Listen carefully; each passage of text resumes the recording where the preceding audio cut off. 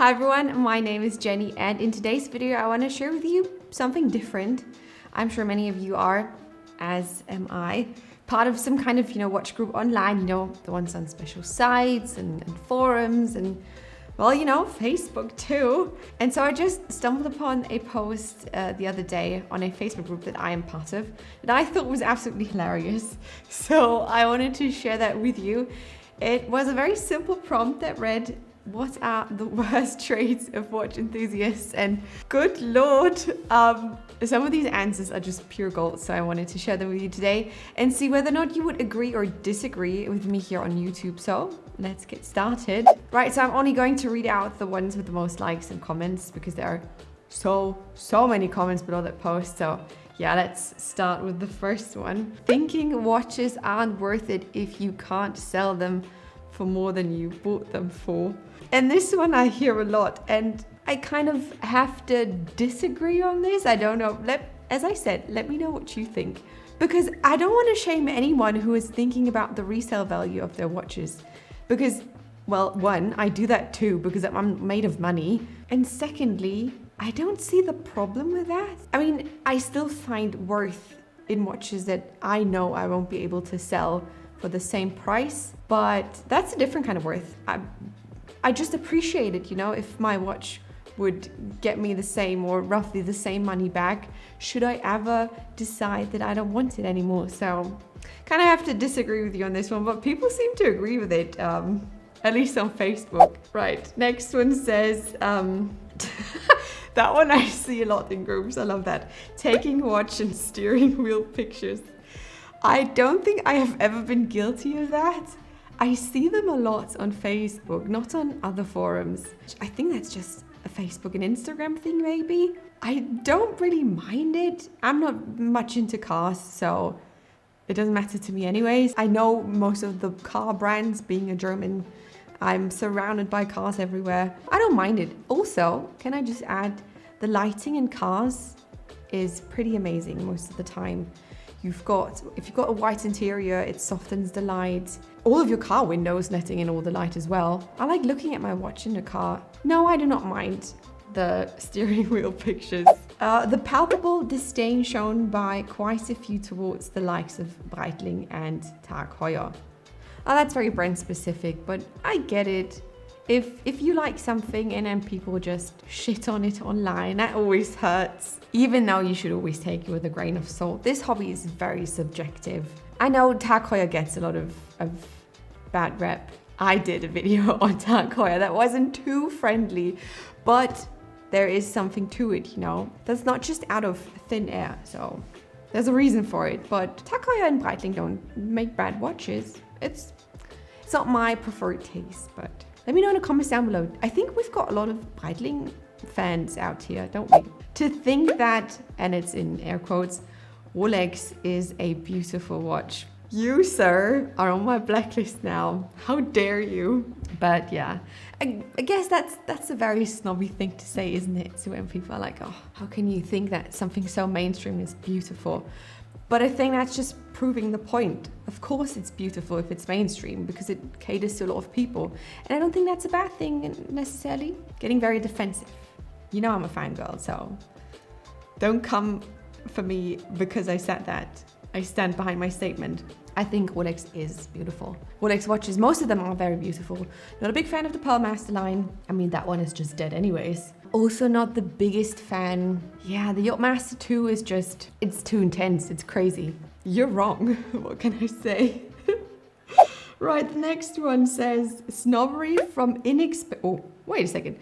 snobbery from inexpensive watch owners towards the luxury market and its owners. Okay, it's the other way around, because usually you have it the other way, that people with more expensive watches tend to look down on the more affordable watches and the collectors. Is that really a thing? I guess that's just an online thing though. I've never experienced anyone doing like a Uno reverse card and saying F you and your expensive watch, I guess. Have I? No. But interesting take though. And before we continue with some more awful things about us, I want to take a second to thank the sponsor of today's video, Chronext. Chronix is not only one of the biggest pre-owned watch dealers with hundreds of different watches and offers online, but they also gave me a special promo code for my viewers for their Black Week sale this year. So when buying a watch between the 21st and 28th of November on chronix.com, you should use my code BW/Jenni to get a special Black Week discount on your next purchase. They have discounts on many popular models from Rolex and other very popular watchmakers, so make sure to check out if your next watch is among them. I myself bought my Master 37, the White Walker, as I like to call it, from Chronix. I'm super happy with it. They have in-house watchmakers who check every watch that is coming in and going out, so you don't have to worry about authenticity at all.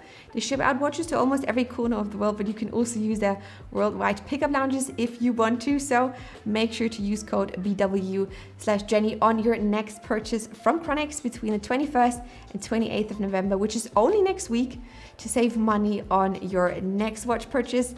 And now that we've got that covered, let's get back to our worst things about us. Oh, next. I'm pretty sure I'm super guilty of this. Using the words timepiece instead of watch. Pompous marketing nonsense. I mean, Lange und Söhne are always using timepiece to describe their watches, but they make a point of putting it that way because they're so proud of what they're doing, as are other watchmakers as well. But yeah, they want to make it a bit more special. So I guess it is marketing nonsense.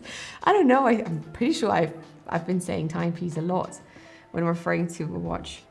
Do I mind it though? No. As a non-native speaker, I soak up every different type of word to describe one specific thing and try to memorize it to extend my vocabulary, I guess. But I don't mind timepiece. What do you guys think? Is that a thing? Are people now have their feathers ruffled because people say timepiece instead of watch? Apparently in this Facebook group. Anyways, next one. Ooh, people with, again, something Uno reverse card.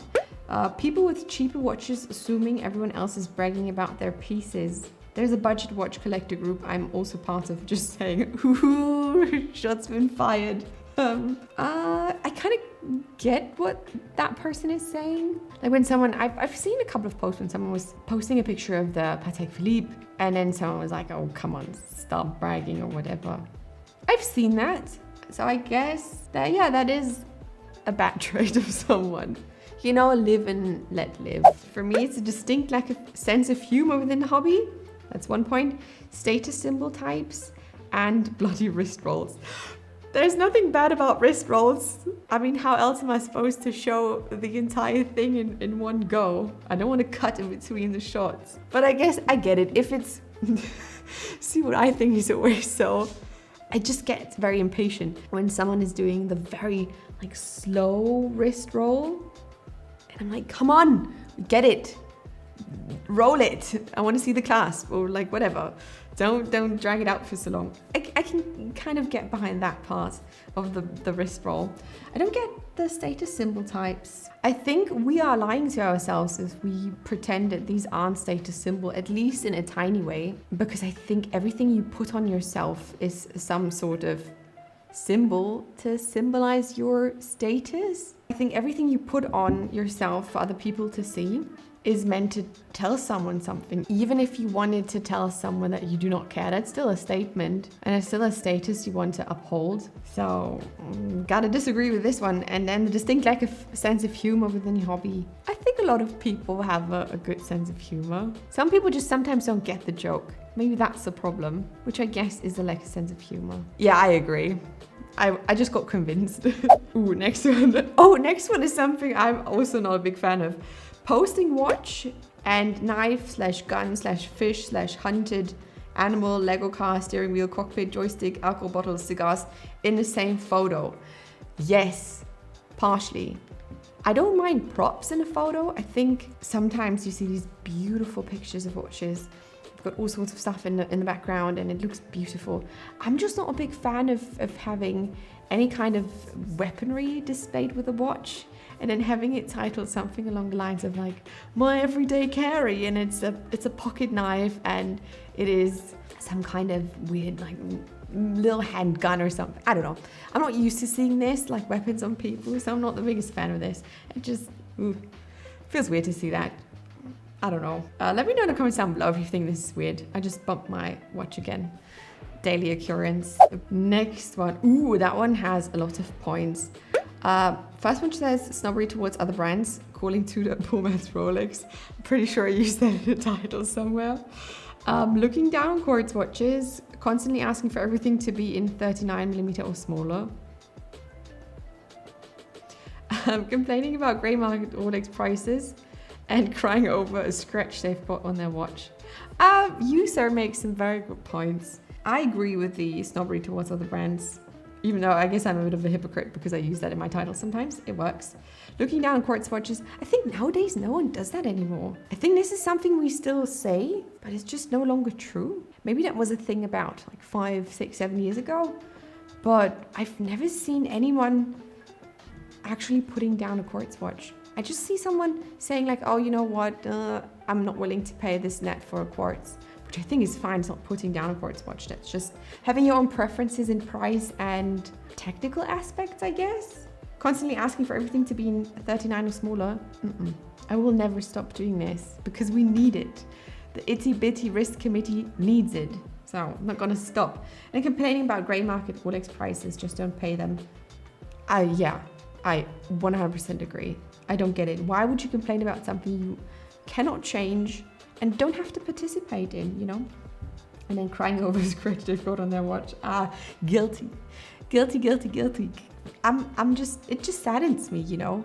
It's not the end of the world for me, but every time I make a new scratch into this one. The next one says, when people get mad when you buy a diver, knowing it's a desk diver, I don't give a crap if it's meant for diving. I'm clearly getting a Submariner for the look and having the R on my wrist. Yeah, absolutely. I mean, I think I've said this so many times in my videos. No one is taking their watches diving. And when I say no one, obviously there are going to be exceptions that like 2 people out of 1,000 never really take their watches deep diving.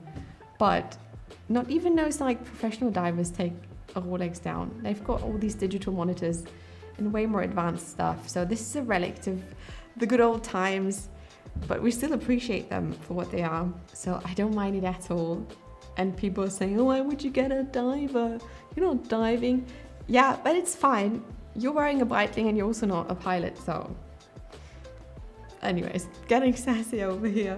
Let's pull up a last one. Let's make the last one a spicy one. Ooh, yes. Oh my gosh, that's a perfect one for the last. Enthusiasts think 36mm and smaller are okay for men to wear. Let me tell you, if you are offended by or think this is a bad trait of someone saying that smaller watches are also okay for men to wear, I think you've got bigger problems at hand that do not have anything to do with anyone's wrist size and watch size.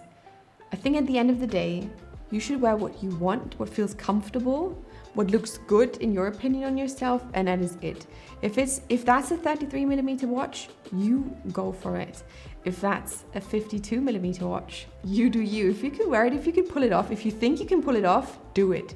I think nothing is more interesting than someone who wears a watch in confidence. I think that's the key here. Doesn't matter how big or small it is. If you wear something and you are in the mindset that it looks amazing on you, it will reflect on other people. And I think you can totally see. So whatever you want to wear, do that. And yeah, that was it for today. Thank you so much for watching. If you have enjoyed this video and this type of format, make sure to give it a thumbs up. Also, please let me know in the comments down below what you think about all these worst traits.